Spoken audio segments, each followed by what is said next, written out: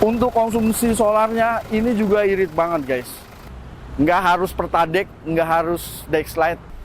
Nah, ini panoramiknya nih. Panoramiknya cukup luas. Halo semua, welcome back channel Mas Ban. Assalamualaikum warahmatullahi wabarakatuh. Sebelum dimulai guys, jangan lupa tekan tombol like, subscribe, dan tombol loncengnya. Mungkin teman-teman yang mau nyari mobil-mobil SUV diesel.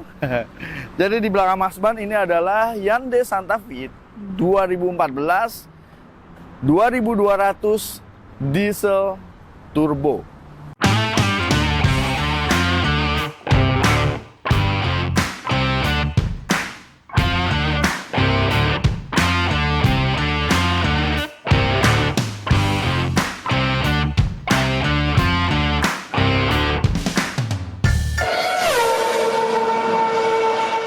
Ini adalah Hyundai Santa Fe tahun 2014.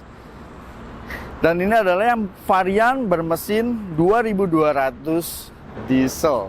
Jadi kalau teman-teman mau nyari mobil SUV diesel ya, yang nyaman, larinya enak, tenaganya enak, tapi tetap stabil di jalan, Hyundai Santa Fe ini bisa jadi alternatif guys. Karena umumnya kalau mobil-mobil SUV dieselnya Jepang ya enggak, itu kan rata-rata bodinya gede-gede.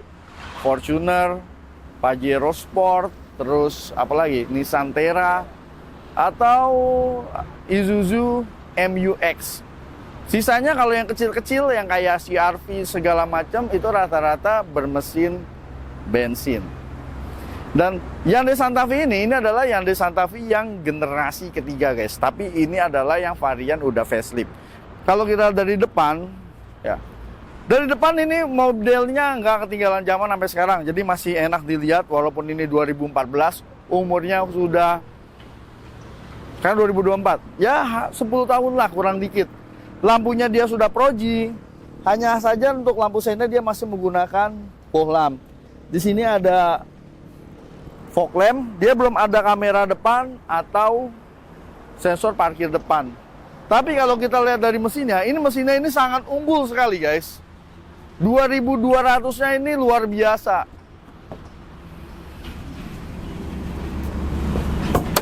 Kasarnya 2200 cc-nya ini teknologinya udah kayak teknologi mobil-mobil Amerika, Eropa. Begitu dibuka aja tuh, wih, sudah ada hidroliknya. Jadi kita nggak usah nyari lagi tuh. Ganjelan. Ganjelan kap mesin. CRDI 16 valve common rail direct injection. 2200 cc tapi tenaganya hampir 200 PS guys. Itu tenaganya kurang lebih di 199, hampir 200 PS.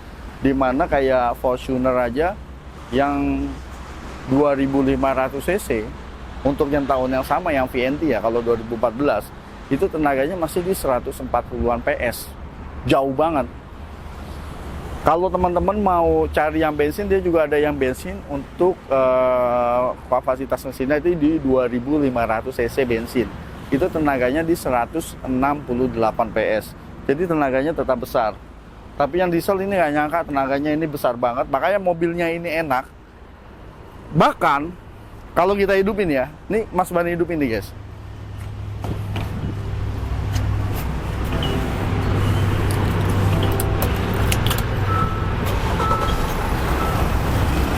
No.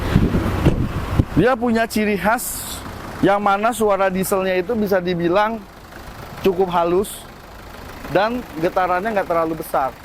Jadi kalau kita di belakang kemudi, bisa dibilang kita tidak merasakan bahwa ini adalah sebuah mobil diesel. Ya walaupun masih kedengeran sih sebenarnya karakter dieselnya.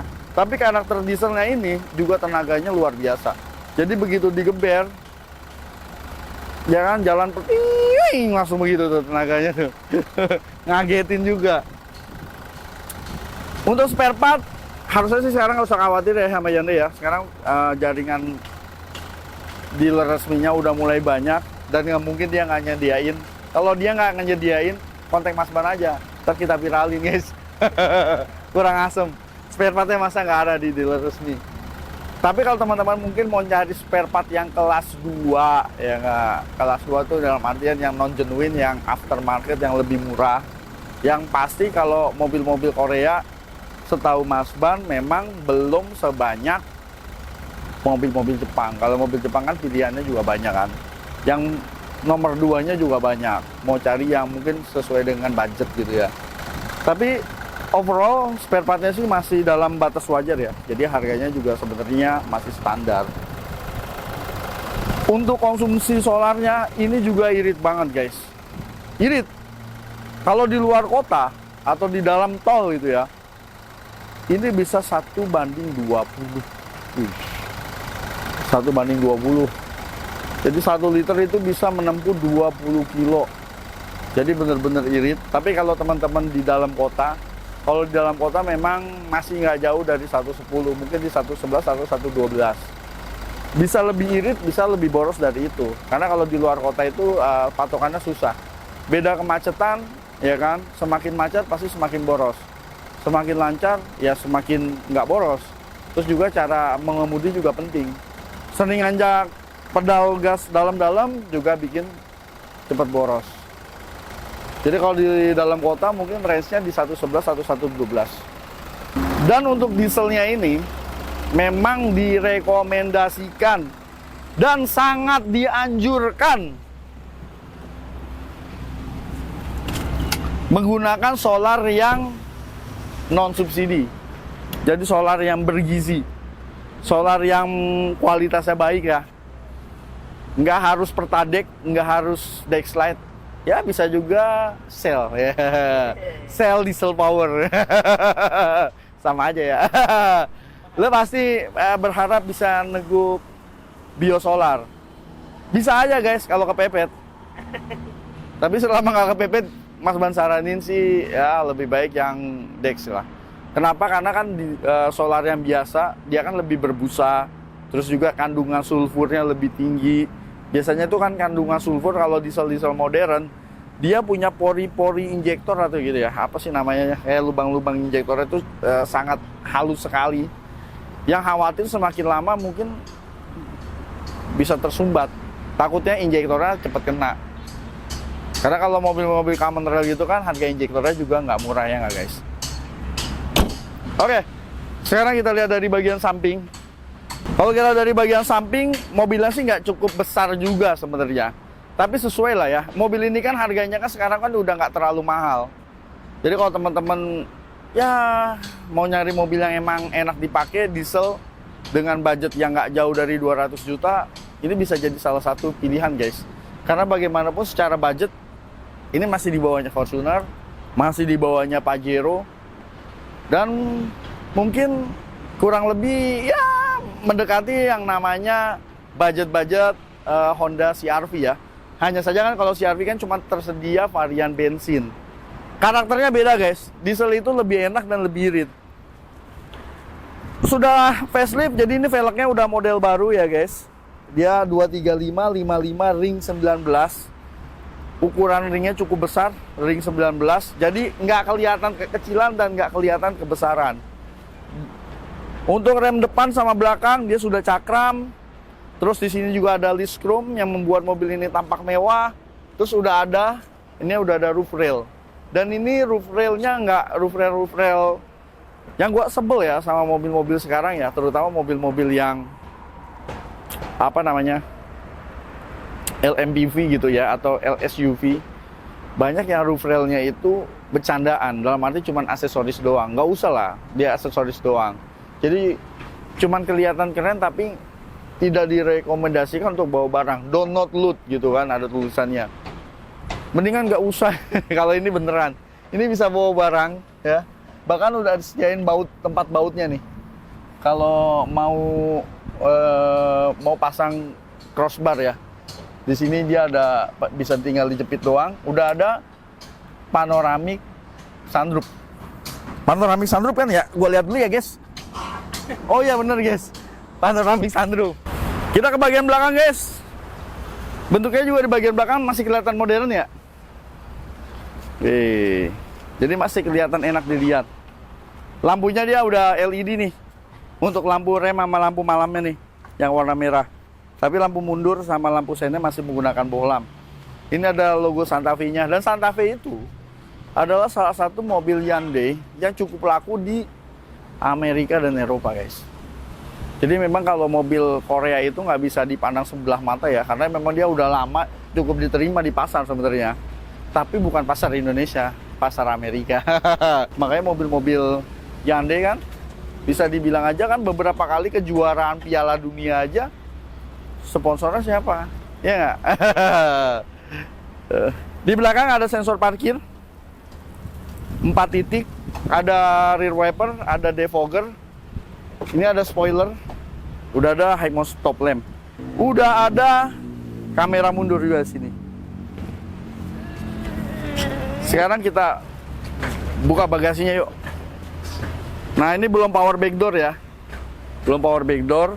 Jadi ini bagasinya cukup luas ya. Kalau bangku baris ketiganya itu ditekuk. Jadi sebenarnya mobil ini memang dirancang 3 baris. Sebenarnya mobil gini bagusnya sih 2 baris. Tapi kalau baris ketiganya ini dibuka, ya. Dan menurut gue juga duduk di sini nggak lega nih, teman-teman bisa lihat. Space-nya cuma kayak begini.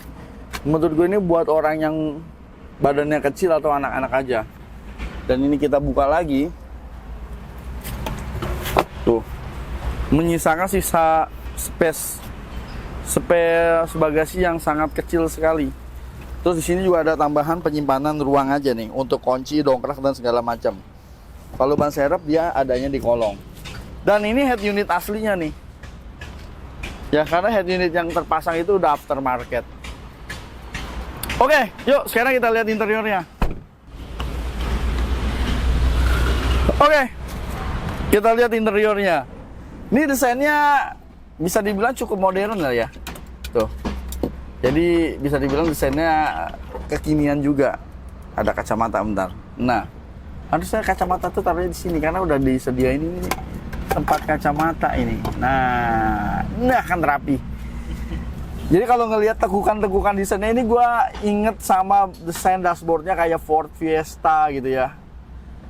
Penuh tekukan-tekukan, tapi dia menggunakan bahan yang soft touch di bagian sini nih. Ini soft touch. Ini pun soft touch nih. Gua pikir dari jauh ini adalah hard plastik, ternyata ini soft touch material. Termasuk ini doang nih hard plastik. Tapi ininya semuanya soft touch. Jadi kelihatan mewah banget. Joknya juga udah leather, udah kulit. Tapi kalau umur biasanya memang bagian driver ini udah ada mulai kayak muka orang aja kalau udah tua kan ada kerutan, keriput. Ada keriput. Ini kurang dikasih ini serum di skincare gitu ya. Jadi kulitnya tetap halus dan lembut. Untuk bagian supir dia udah elektrik. Kalau penumpang depan sepertinya belum. Terus juga di sini ada konsol box yang cukup luas. Ya, cukup luas sekali. Terus ini ada cup holder untuk transmisi P, R, N, dan D. Kalau kita lihat di door trim, bagian sini juga ini soft touch material nih. Soft touch. Ini juga soft touch material. Oke, sekarang kita coba duduk di sini. Kita hidupin dulu ya guys. Kuncinya seperti biasa. Nah teman, ini bisa nih di setel lagi nih, supaya pairnya itu bisa sup gitu tuh. Jadi udah agak lemah dikit. Oke. Nah, ini kalau kita duduk di dalam, suara dieselnya tuh halus loh. Tapi memang kalau digas, tetap memang karakter diesel itu tetap terasa. Ini head unitnya aftermarket ya, karena head unit yang aslinya tuh ada di belakang. Dia sampai sini. Tapi kalau teman-teman mau ganti, dia harus ganti, ada frame-nya juga nih di sini nih. Ini frame-nya juga yang jual di marketplace juga udah banyak. AC udah digital dan dual zone. Jadi dia kan kanan kiri bisa ini kalau dualnya dimatiin. Jadi kanan kiri bisa disetel di suhu yang berbeda ya AC-nya. Oke, mode arah anginnya juga banyak, tinggal dipilih aja mau yang mana. Ini AC belakang juga kalau mau dinyalain untuk AC belakang. Terus kalau kita ke sini, ini ada port pengecasan aux dan USB di sini. Ini connect ke head unit. Tapi ini kan untuk connect ke head unit yang originalnya. Cuman kalau dicolok sekarang nggak tahu nih, tetap connect nggak ke head unit yang sudah aftermarket. Sisanya power outlet aja. Yang ini nih, yang kanan ini lighter nih kalau buat nyalain rokok. Tapi lighternya kayaknya udah nggak ada. Untuk laci penyimpanan, di sini ada laci penyimpanan. Nah, oh ada buku manualnya, ada buku servisnya nih guys. Buku servis berkala mesin diesel CRDI. Oke, servisnya. Terus bisa dikunci juga. Di sini ada tempat kacamata. Dan ini kita buka nih guys. Nah, ini panoramiknya nih. Panoramiknya cukup luas. Halo Hyundai. Halo Hyundai. Oh enggak ya. Belum. Terus kalau kita buka lagi. Mana nih? Oh ini. Nah, ini baru sunroofnya. Lumayan gede juga terbukanya. Terus kita tutup lagi aja nih guys. Dan tutupnya otomatis juga ya. Dia ada fitur autonya. Keren juga. Sun visor belum ada lampu ya. Tapi dia ada lampu manual di sini nih. Tinggal nyalain aja kalau butuh lampu. Jadi nggak otomatis pada saat sun visor terbuka. Oke. Untuk bagian speedometer nih, ini speedometernya terlihat modern lah ya. Walaupun semuanya masih analog, terus ada MID-nya. Kalau kita lihat di sini MID-nya mana nih? Colok ininya. Oh, ini dia tuh. Jadi bahan bakarnya tersedia bisa nembus 120 kilo, kurang lebih seperti itu. Oh, ini rata-rata pemakaiannya 14,7 liter. Oke. Kurang lebih seperti ini nih guys. Untuk informasinya. Dan sudah dilengkapi dengan cruise control. Tapi setahu Mas Ban ini untuk cruise controlnya dia belum adaptif cruise control. Oke, sekarang kita duduk di baris kedua yuk. Oke. Duduk di bangku baris kedua sebenarnya cukup lega juga. Dan dia bisa maju kalau nggak salah. Seingat Mas Ban dia bisa maju. Oke. Oh ya bener. Jadi kalau teman-teman misalnya kasihan sama yang di belakang ya majuin lah. Paling nggak segini kan masih lumayan ya kan. Ya. Nah, jadi biar kita bisa ukur bangku baris ketiganya itu seperti apa. Karena segini aja udah lumayan. Tapi, nah seginilah agak lega sedikit. Di belakang sih nggak ada apa-apa ya, cuma ada lampu doang sini, ada handle pintu. Di bagian jok memang udah ada kantongnya seperti ini. Terus ini ada power outlet. Ini power outlet biasa aja, belum USB. Terus ada outlet AC di bagian samping sini gitu. Di pilar dia ada outlet AC. Dah, gitu doang. Untuk di bangku baris kedua. Sekarang kita mau coba masuk ke bangku baris ketiga. Ini teman-teman bisa lihat nih. Baris mana? Ya. Bisa. Jadi memang kalau ini masuknya didesain dari sebelah kiri ya. Kalau dari sebelah kanan karena dia pola tekukannya beda guys, antara bangku sebelah kiri sama sebelah kanan. Sekarang kita masuk aja ke sini. Masuk sini gue pengen tahu duduk di bangku baris ketiga itu kayak apa sih? Oh, nih bisa lihat nih posisi kaki gue nih. Teman-teman kelihatan nggak? Hampir nempel. Kalau ini duduknya tegak, tapi nggak mungkin ada orang duduk tegak. Siapa yang mau? Jadi kalau ini misalnya agak nyender dikit, gini, nempel guys. Dan gua sih nggak disaranin guys, duduk di bangku baris ketiga, karena sempit, sesek, beneran sesek. Tapi di baris ketiga dia ada outlet AC. Tuh, ada pengaturan kipasnya. Tapi sesek guys, seriusan. Tuh. Nah, tuh. Keren ya? Nah, ya. Ya udah. Oke. Yuk, sekarang kita cobain aja mobilnya. Oh ya, tadi kelupaan untuk pengaturan setir ya. Dia udah teleskopik tuh. Terus juga dia udah tilt setir juga. Jadi pengaturan setirnya ini cukup lengkap. Walaupun dia belum elektrik. Kita masukin transmisi. Masih enak. 2014. Jadi kan belum terlalu tua juga. Jadi creepingnya masih bagus. Nah, 199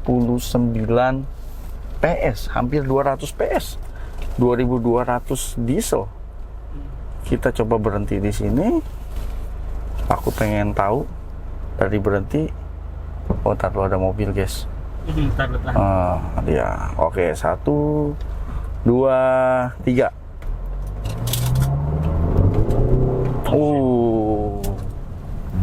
Berasa. Ngejambak ini mobil malah pelan di pinggir gimana sih? Dan Santa Fe ini kalau teman-teman ngebut, dia tuh kayak lebih stabil gitu. Jadi bikin kita tuh lebih pede kalau bawa ini dalam kecepatan yang tinggi. Dan memang mobil ini tuh bisa dibilang mobil yang enak buat pergi jauh tuh. Kalau keluar kota, di samping dia tenaganya enak buat ngebut dan irit banget tuh untuk BBM-nya.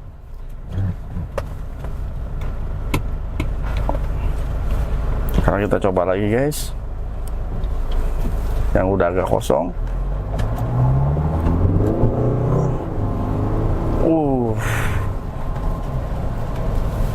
Berasa ya, cuman kita gitu aja ya guys ya, karena di luar jalanan ini basah, takutnya licin.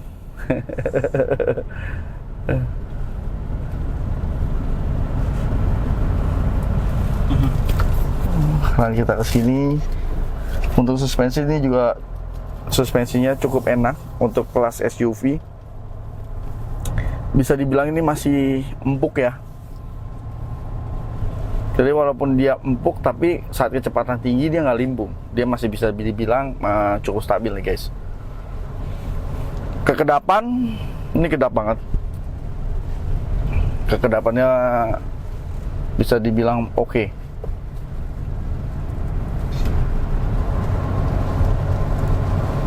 Tapi yang gue suka ya, walaupun dia kabinnya kedap, pada saat kita ngebut gitu, raungan mesin dieselnya itu masih kedengeran guys. Jadi kayak gimana ya? Jadi kayaknya enak gitu denger raungan mesinnya. Nah, ini nih ada jalanan sedikit rusak. Oh, kaki-kakinya juga masih senyap ya. Ada yang bunyi. Masih asik nih mobil nih. Ya ini bisa dibilang oke lah kalau teman-teman mau nyari SUV diesel yang murah ya, tahunnya nggak terlalu tua, dengan budget sekarang, dengan budget Avanza ya, atau Avanza second gitu kan.